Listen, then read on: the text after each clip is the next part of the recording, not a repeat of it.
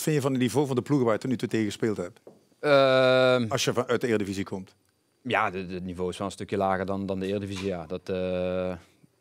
Dat moet ik wel zeggen, ja. Als ik nou tegen je zei dat ik vanmiddag met een oud voetballer, Sies Hofman, zat... en dat we eigenlijk zeiden dat het allemaal geen reet voorstelt. En dan zeg ik dat en hij schrijft altijd van die dingen op. Dan moet je die ploegen horen die erin staan. Dat zijn er 11. Ik heb 7 genoteerd. Voorwijk gedaan. Let op. Groningen, Emmen, Cambuur, de Graafschap. Daar heb je allemaal een Eredivisieklank bij. Willem II, Eindhoven, NAC, ADO. Daar heb je een Eredivisiegevoel bij. Roda, VVV en MVV. Ja, bij MVV zijn we al 23 jaar het gevoel hebben dat we eigenlijk te laag spelen. Maar dat zijn 11 clubs. Ja. En als je nou positief draait, kan Roda, VVV en MVV... kan van al die andere 8... dan kun je gewoon boven eindigen. Ja. De kwaliteit, vind ik, als je het positief zegt... dat ontloopt zich niet zoveel. Ja, je zit op verstand, hè? Het enige verschil is waarschijnlijk de breedte van de selectie. Maar ik denk dat als je een beetje vertrouwen hebt... en een goede conditie hebt en niet geblesseerd raakt... ja, dat zie je nu. 1, 3 en 6 staan. Dat hebben ze nu tegenwoordig wel veel meer dan wat wij vroeger hadden. Ja.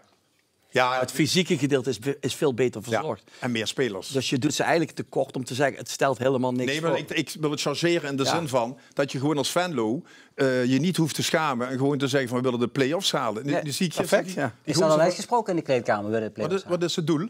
Ja, natuurlijk wil je play-offs halen. Kijk... nou ja, je wil ook kampioen worden, maar ja, wat is het reële doel? Ja, kijk, er gaan twee promoveren direct. En dan, als ik me niet vergis, spelen er 8 play-offs. Ja. Dus dan heb je er 10. Dan komen 4 jongploegen bij die niet met de play-offs mee mogen doen. Dan zijn er 14. Ja, dus dan moet je uiteindelijk... Maar op voorhand zegt iedereen Groningen en Emmen, dat zal dan wel 1 en 2 zijn. Maar dat hoeft helemaal niet. Nee. 2 en ADO, die willen ook graag. NAC wil ook graag. Ja. En je ziet gewoon dat het niveauverschil... Ja, dus wij als Limburgers dan, ik dan als Maastrichtenaar...